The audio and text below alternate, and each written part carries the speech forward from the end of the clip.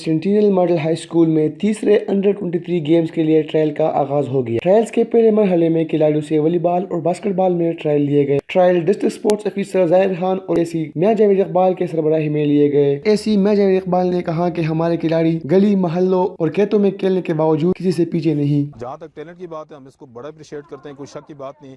बावजूद इसके हमारा यहाँ पे लोग मतलब स्ट्रीट्स में खेलते हैं, खेतों में खेलते हैं, छोटे छोटे बच्चे हैं, लेकिन माशाल्लाह उनका जो टैलेंट हमने देखा है और आज जो ट्रायल हो रहे हैं इसमें जो हमने इनमें वो जो एक निखार देखा है, तो वो माशाल्लाह इस बात की मतलब अच्छी नवीद है कि ये इंशाल्लाह डिवीजनल लेवल पे बड़ी अच्छी मुख्तलिफ गेमों के मुख्तलिफ जो उस कैडर में इंशाल्लाह ये पोजीशन लेंगे। इस मौका पर डिस्ट्रिक्ट स्पोर्ट्स ऑफिसर जाहिर खान देशानी ने कहा कि ट्रायल्स 12 जनवरी तक जारी रहेंगे, जिसमें से बैडमिंटन, वॉलीबॉल, फुटबॉल समेत दीगर खेलों में ट्रायल्स लिए जाएंगे।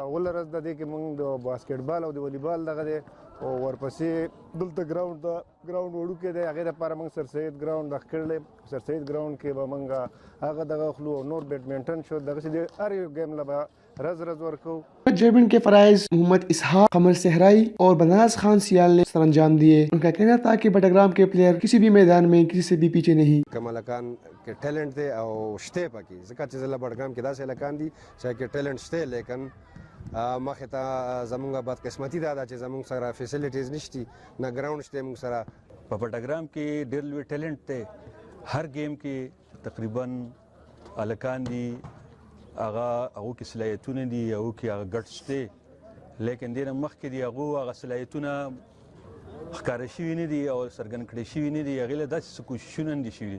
ځکه دې نه مخکې سپورټس مکبه چې زموږ څومره وه هغه صرف فارمیلٹی پورا کولو والا. تو گورے چہرے بچوں کی چاہے والی بال دے یا فٹ بال دے یا باسکٹ بال وغیرہ یا کرکٹ دے، بچوں کی مختلف گیمز حوالے سے ٹیلنٹ دیکھا کافی زیادہ تھے. کھلاڑیوں کا کہنا تھا کہ ایسے مقابلوں سے انہیں کھیل کے میدان میں آگے بڑھنے کا موقع ملے گا. کھلاڑیوں نے اس موقع پر منتخب نمائندوں سے گراؤنڈ کی جلد تعمیر کرنے کا مطالبہ بھی کیا.